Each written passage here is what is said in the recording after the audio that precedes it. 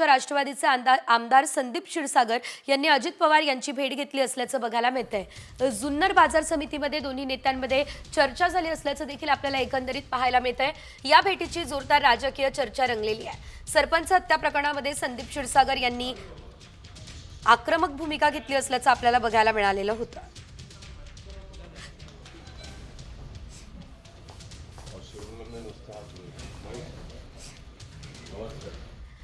तर धनंजय मुंडे यांच्यावर आरोप करणाऱ्या सुरेश धस यांनी धनंजय मुंडे यांचीच भेट घेतली आणि राज्यातलं राजकारण तापलं। मात्र यामागची इनसाइड स्टोरी साम टीव्हीच्या हाती लागलेली आहे। पंकजा मुंडे यांना नियंत्रणात ठेवण्यासाठी भाजपकडून धनंजय मुंडे यांचा जो बचाव आहे तो केला जातोय, ही माहिती सूत्रांनी दिली असल्याचं कळतंय। तर बीडमधून धनंजय मुंडेंचा पत्ता साफ झाला तर पंकजा मुंडे यांचा रस्ता मोकळा होऊ शकतो। त्यामुळे धनंजय मुंडेंना वाचवण्यासाठी भाजपच्या नेतृत्वानं हे प्रयत्न सुरू केलेले आहेत आणि वेगळे पत्ते फेकलेले आहेत अशी चर्चा आहे। भाजपचे आमदार सुरेश धस आणि धनंजय मुंडे यांच्या भेटीची बातमी प्रदेश अध्यक्ष चंद्रशेखर बावनकुळेंनी दिली आहे। त्यामुळे धनंजय मुंडेंना पाठिंबा देण्यामागे भाजप नेतृत्वाच्या पडद्याआडून तर हालचाली सुरू नाहीत ना, हा प्रश्न देखील या ठिकाणी उपस्थित झाला असल्याचं आपण एकंदरीत पाहतोय।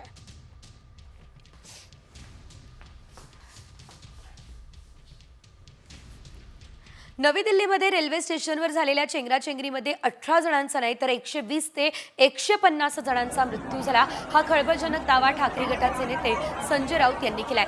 लोक ट्रेनचे दरवाजे तोडून आत जात आहे। सरकार मात्र नेमकं काय करतंय, मोदीजी नेमके काय करताय, असा सवाल संजय राऊत यांनी केलेला आहे। दिल्लीला प्लॅटफॉर्म क्रमांक 14 वर जी अव्यवस्था कुंभच्या निमित्तानं सरकारनं दाखवलेली आहे त्याचे बळी आज दिल्लीच्या रेल्वे स्टेशनवर झाले। सरकारी आकडा 30 आहे। माझी माहिती आहे किमान 120 ते 150 लोक तिथे चेंगरीमध्ये तुडवून मरण पावलेले आहेत। हा माझा आकडा आहे। सरकार आकडा लपवत आहे। तर राऊतांनी अतिशय गंभीर स्वरूपाचा आरोप जो तो यावेळेस केलेला आहे। या संदर्भातला अपडेट घेणार आहोत। मात्र राज्यभरातल्या इतर काही मोठ्या आणि महत्त्वाच्या अपडेट्स यांचा आढावा टॉप 50 मध्ये।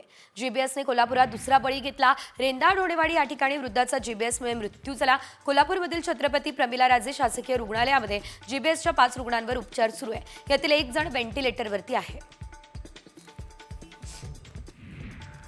जीबीएस आतापर्यंत 124 बाधितांना डिस्चार्ज देण्यात आलेला आहे। पुण्यात आज नव्याने जीबीएसचा एक रुग्ण सापडला, त्यामुळे बाधित रुग्णसंख्या 208 वर गेली आहे। त्यातील 181 रुग्णांचे जीबीएसचे निदान झालेले आहेत। चिकन खाल्लं त्यामुळे जीबीएसचा धोका वाढतो, ही माहिती उपमुख्यमंत्री अजित पवार यांनी दिली। पोल्ट्री फार्ममधून घेतलेल्या नमुन्यांमधून खरं तर हे उघड झालेलं आहे। कमी शिजवलेल्या मांसामधून जीबीएसचा धोका अधिक आहे असंही अजित पवार म्हणाले। सोन्याच्या दरात मोठी घसरण झाली आहे। सोनं 86,300 तर चांदी 97,300 रुपयांवरती पोहोचली। मागील 2 दिवसांमध्ये सोन्याच्या दरात मोठी वाढ झाली आहे। तर सोन्याचा भाव आज 1100 रुपयांनी कमी झालाय। लोकांच्या आरोग्याशी खेळणाऱ्या नागपूरमध्ये एका टोळीचा गोरखधंदा उघड झाला। हे टोळे बाजारातून खुलं खाद्यतेल खरेदी करायचे, त्याला नामवंत कंपनीचं लेबल लावून हे तेल बाजारात विकलं जायचं। नागपूरमध्ये हुडकेश्वर पोलिसांनी समता कॉलनीमध्ये सुरू असलेल्या कारखान्यावर छापा मारला। त्या दरम्यान हा संपूर्ण प्रकार समोर आला। पुणे शहरातल्या मध्यवर्ती पेठा आणि छत्रपती शिवाजीनगर परिसरामध्ये जलवाहिनी पहाटे फुटली, त्यामुळे पेठा आणि छत्रपती शिवाजीनगर परिसराचा पाणी पुरवठा विस्कळीत झाला। जलवाहिनी फुटली त्यामुळे लाखो लिटर पाण्याची नासाडी झाली। दांडेकर पूल परिसरामध्ये काही घरांमध्ये सुद्धा पाणी शिरलं।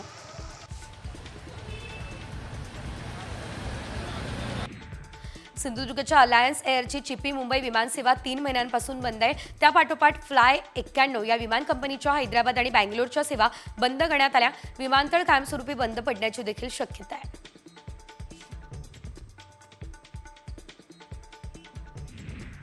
धाराशिव जिल्ह्यातील 1100हून अधिक विद्यार्थ्यांना आरटी प्रवेशाची लॉटरी लागली आहे। आर्थिकदृष्ट्या दुर्बल घटकांमधील विद्यार्थ्यांसाठी खासगी इंग्रजी शाळांमध्ये 25% जागा राखीव ठेवल्या जातात। या जागांवर पात्र विद्यार्थ्यांना पहिलीच्या वर्गामध्ये मोफत प्रवेश दिला जातो। तुळजापूरमध्ये कौशल्य विद्यापीठ सुरू करण्याच्या हालचालींना वेग आला। धाराशिवच्या युवकांना आता जिल्ह्यातच हक्काचा रोजगार उपलब्ध व्हावा यासाठी हा निर्णय घेतला गेलाय। आणि या अनुषंगाने पुण्यातील सिम्बॉयसिस कौशल्य आणि व्यावसायिक विद्यापीठ यांच्याकडून तांत्रिक सहकार्य करण्याचे निश्चित करण्यात आले आहे। लाडक्या बहिणींना योजनेचा हप्ता प्रत्येक महिन्याच्या तिसऱ्या आठवड्यात देण्यात येईल। लाडक्या बहिणींचे इन्कम टॅक्स रेकॉर्ड देखील तपासले जाईल। त्यामुळे आता लाडक्या बहिणींना दरवर्षी जूनमध्ये ई-केवायसी करावा लागणार आहे।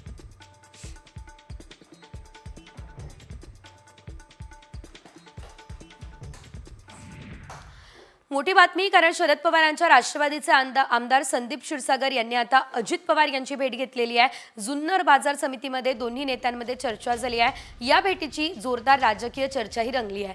सरपंच हत्या प्रकरणात संदीप क्षीरसागर यांनी आक्रमक भूमिका घेतली असल्याचं एकंदरीत आपल्याला बघायला मिळतं।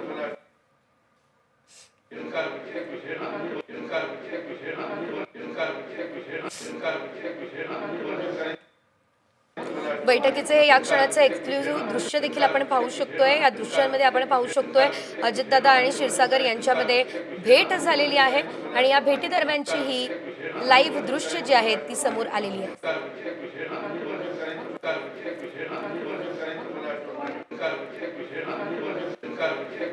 तर एकंदरीत आपण पाहतोय संदीप क्षीरसागर यांनी धनंजय मुंडे यांच्यावरती अनेक गंभीर आरोप केलेले होते आणि त्या प्रकरणावरती त्यांनी बोलत असताना वाल्मिक कराड आणि अजित पवार यांच्या संदर्भात देखील काही महत्त्वाची विधानं केली होती।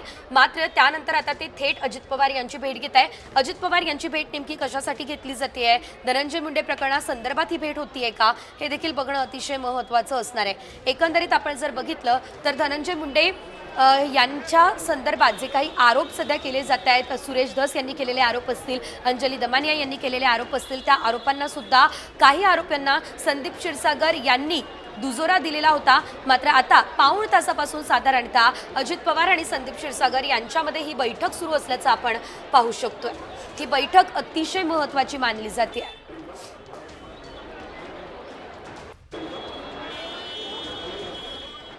मराठी माणसावरती गुजराती मॅनेजरची मुजोरी पाहायला मिळाली। मराठी माणसावर हिंदीमध्ये बोलण्याची जबरदस्ती करण्यात आली। रुपल शोरूमच्या गुजराती मॅनेजरचा हा मराठी द्वेष समोर आलेला आहे। ठाकरे यांच्या कार्यकर्त्यांनी या मॅनेजरचा माज मात्र उतरवला। मला सांग, तू बोललास की रे मला एकतर हिंदीमध्ये बोलला तर गुजराती मराठी गुजराती शिकू मी? सर मैंने आपको बोला गुजराती मराठी आएगा मैं शिकू हे ना बोललास तू। आणि तुझ्या पाठी जो उभा होता ना, तो मॅरेथॉनला कुठे धावत होता, कुठे खारघरला, तो मला हसतोय माझ्याकडे बघून। का तुमच्यासाठी मी गुजराती शिकू का? या रूपकचे जे मॅनेजर आहेत त्यांनी यांना सांगितलं की मराठीत नाही बोलायचं, गुजरातीत किंवा हिंदीमध्ये बोलायचं। आज या ठिकाणी शिवसेना उद्धव बाळासाहेब ठाकरे या पक्षातर्फे त्यांना जाब विचारण्यात आला आणि त्यांनी त्यांची माफी मागितली आहे। माफी हात जोडून माफी माग, हात जोडून राज्यात अनधिकृत कबूतरखान्याविरोधात महाराष्ट्र नवनिर्माण पर्यावरण सेनेने आंदोलनाचा पवित्रा खरं तर घेतलाय। आंदोलनाची सुरुवात दादरच्या छत्रपती शिवाजी महाराज मैदानातील नारळी बागमधून झाली आहे। यावेळेस कबूतर जा जा जा आणि वॉकेथॉनच्या आशयाखाली मनसेने या आंदोलनाची हाक दिलेली आहे।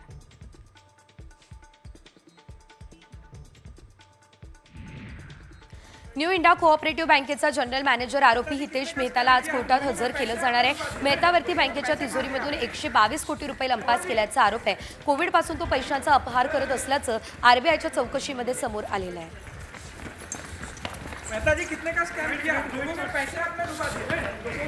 उल्हासनगरमध्ये शासनाची 108 ही रुग्णवाहिका रुग्णांच्या मृत्यूचा सापळा ठरती आहे। मध्यवर्ती रुग्णालयामध्ये रुग्णवाहिका 3 तास उशिरा पोहोचली, वृद्ध महिलेचा मृत्यू झालाय। कर्मचाऱ्याकडून रुग्णाच्या नातेवाईकांना नीट वागणूक मिळत नाहीये, त्यांचा मनमर्जी कारभार सुरू आहे असा आरोपही केला जातोय। सांगलीच्या जत तालुक्यातील बिळू या ठिकाणी ग्रामदैवत श्री कालभैरवनाथ यांची यात्रा मोठ्या उत्साहात संपन्न झाली। या निमित्त भैरवनाथांची भव्य पालखी मिरवणूक काढण्यात येणार आहे। त्यामध्ये हजारो भाविकांनी सहभाग घेतला। गुलालाची उधळण करत चांगभल्याचा गजर करण्यात आला।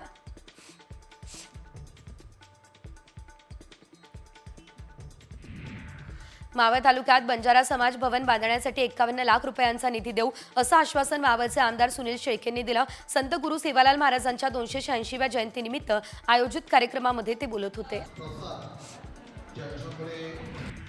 उपराजधानी नागपूरमध्ये बंजारा समाजाचे संत सेवालाल महाराजांची जयंती मोठ्या उत्साहात साजरी झाली। पद्मावती नगरच्या मैदानात मोठ्या संख्येने बंजारा बांधवांनी आरती आणि पूजन केलं। यावर्षी जयंतीनिमित्त मोफत आरोग्य तपासणी आणि औषध वितरणाचं आयोजनही करण्यात आलं। महाकुंभ प्रयाग योग पुण्य आले आपल्या दारी या कार्यक्रमाचं नागपूरच्या रेशीमबाग मैदानावर आयोजन झालं. प्रयागराजला जाऊ न शकणाऱ्यांसाठी संगमातून 1 लाख लिटर पवित्र जल नागपूरमध्ये आणण्यात आलंय. मुख्यमंत्री फडणवीसांच्या हस्ते गंगाजल पूजन करून महाआरतीही पार पडली आहे. कुंभमेळ्यातील सेक्टर 18 आणि 19 मध्ये आग लागली आहे. यामध्ये अनेक टेंट जळून खाक झाले. आगीची माहिती मिळताच अग्निशमन दलाच्या अनेक गाड्या घटनास्थळी दाखल झाल्या. आग विझवण्याचं काम सुरू आहे आणि सध्या या घटनेत कोणत्याही प्रकारची जीवितहानी झाली नाही. आगीचं नेमकं कारण अद्याप कळू शकलेलं नाही. आग्रा लखनौ एक्सप्रेसवेवरती डबल डेकर स्लीपर बसला आग लागली. बसमध्ये 52 प्रवासी होते. बहुतांश प्रवासी झोपलेले. आगीचे लोळ पाहून प्रवाशांमध्ये एकच गोंधळ झाला. ड्रायव्हरने पटकन बस थांबवली. पोलीस घटनास्थळी पोहोचले. दरम्यान यामध्ये एका प्रवाशाचा मृत्यू झाला. राज्यात आता तापमानातील तफावत वाढली, त्यामुळे उन्हाचा चटका जाणवतोय. राज्यात कमाल तापमान 35 पार केलंय, त्यामुळे उन्हाच्या झळा बसताय. पहाटे गारठा जाणवतोय. दुपारच्या वेळेस मात्र उकाड्यानं घाम निघतोय. अमेरिकेने आणखी साधारणतः 119 भारतीयांना परत पाठवलं. मात्र भारतीयांना बेड्या घालून अमेरिकेने हद्दपार केलाय. शनिवारी रात्री 11:30 वाजता अमेरिकेच्या हवाई दलाचं ग्लोब मास्टर विमान अमृतसर विमानतळावर उतरलं. या सर्वांची 5 तास पडताळणी झाली. त्यानंतर पोलिसांच्या गाडीतून त्यांना घरीही सोडण्यात आलं. पाकिस्तानी गुप्तहेर महिलेला गोपनीय माहिती पुरवल्याचा आरोपी DRDOचा माजी संचालक आणि वरिष्ठ शास्त्रज्ञ डॉक्टर प्रदीप कुरुलकर याविरोधात आरोप निश्चितता मसुदा न्यायालयात सादर करण्यात आला. आरोप निश्चित करून लवकरात लवकर खटला देखील सुरू करण्यासाठी प्रयत्न केला जातोय.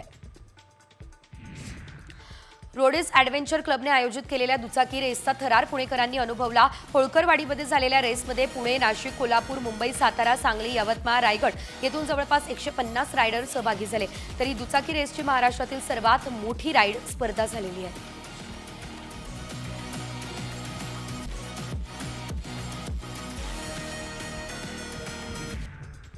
जागतिक बँक आणि राज्य शासनाच्या माध्यमातून पुणेकरांना थेट शेतकऱ्यांच्या शेतातून सेंद्रिय भाजीपाला आणि फळं उपलब्ध करून देण्यासाठी महापालिकेकडून शहरात 4 आठवडे बाजार सुरू केले जात आहे. पुढील 2 महिन्यांमध्ये हे सर्व बाजार सुरू करण्याचं नियोजन असल्याची माहिती सुद्धा मिळते आहे. महापालिकेने खरं तर ही माहिती दिली आहे.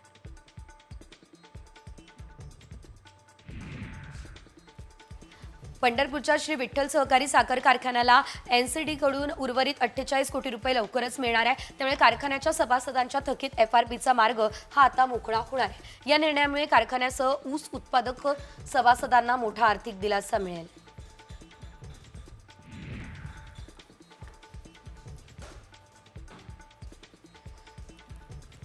अमरावती जिल्ह्यासह राज्यात तूर खरेदीचे शासनाने आदेश दिलेले आहेत आणि नाफेडच्या 20 केंद्रांवर तूर खरेदीचा शुभारंभ करण्यात आला.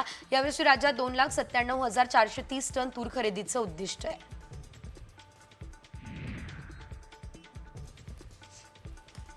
कोथरूड परिसरामध्ये डुकरांच्या मृत्यूचं सत्र हे थांबत नाहीये. तर मागील 2 दिवसात पुन्हा 15 डुकरांचा मृत्यू झाल्याचं समोर आलं. तर महापालिका प्रशासनाकडून उपाययोजनांवरती भर सुद्धा दिला जातोय.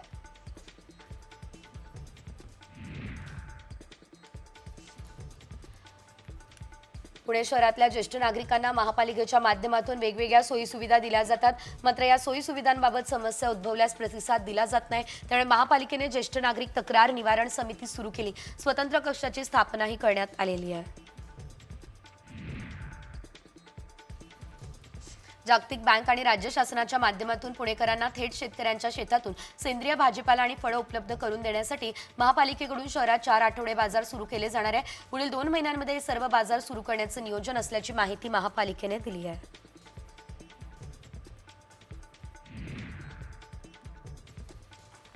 जळगावच्या चोपडा तालुक्यातील उमरटी या गावात एका पोलीस कर्मचाऱ्याचं अपहरण झालेलं आहे. आरोपीला ताब्यात घेण्यासाठी चोपडा ग्रामीण पोलिसांचं पथक गेलं. त्यानंतर गावातील काही व्यक्तींनी पोलिसांवर हल्ला सुद्धा चढवलेला होता. या हल्ल्यामध्ये एक सहाय्यक पोलीस निरीक्षक याशिवाय एक कर्मचारी जखमी झाला असल्याचं बघायला मिळतंय.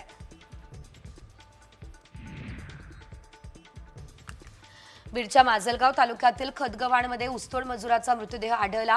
गळफास घेतलेल्या अवस्थेत मृतदेह आढळून आलेला आहे.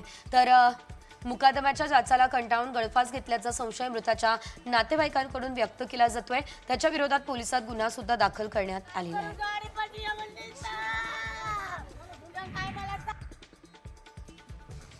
कामावर मद्यपान करून येतो म्हणून मालकाने व्यसनी चालकाला कामावरून काढून टाकलं.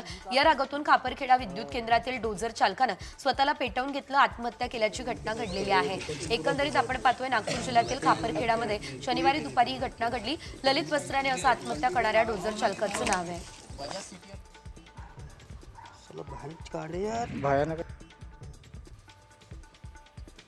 सोलापूरमध्ये हैदराबाद महामार्गावर बलकरन दुचाकीचा भीषण अपघात झालाय आणि या अपघातामध्ये 3 मृत्यू झालाय तर 4 जण जखमी झाले. सोलापूरहून हैदराबादकडे जाणाऱ्या बलकर वाहनानं रस्त्यावरून जाणाऱ्या दुचाकीला धडक दिली असल्याचं बघायला मिळतंय. या अपघाताचा सीसीटीव्ही सुद्धा समोर आलेला आहे.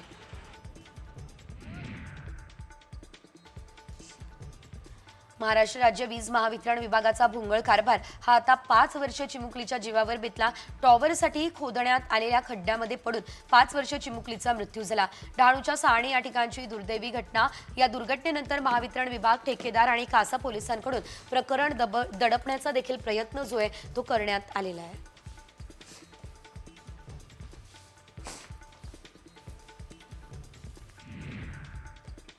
बरं, तुमच्याकडे 50 रुपयांची नोट आहे का? तुमच्याकडे असलेली 50 रुपयांची नोट बंद होणार आहे असा दावा करण्यात आलाय. मात्र 50 रुपयांची नोट खरंच बंद होणार आहे का याची आम्ही पडताळणी केली आणि आमच्या पडताळणीमध्ये काय समोर आलं बघूयात. 50 रुपयांची नोट बंद होणार. आणखी एक नवीन नोट बाजारात येणार. व्हायरल मेसेज मागचं सत्य काय? 50 रुपयांची ही नोट आता चलनातून बाद होणार असल्याचा दावा करण्यात आलाय. खरंच 50 रुपयांची नोट चलनातून बाद होणार का? 50 रुपयांची नोट चलनातून का बंद होणार आहे असे अनेक प्रश्न उपस्थित होत आहेत. कारण प्रवासात सुट्टे पैसे कामी येतात आणि जर 50 रुपयांची नोट बंद झाली तर अनेकांना अडचण येऊ शकते. मात्र मेसेजमध्ये काय दावा केलाय पाहूयात.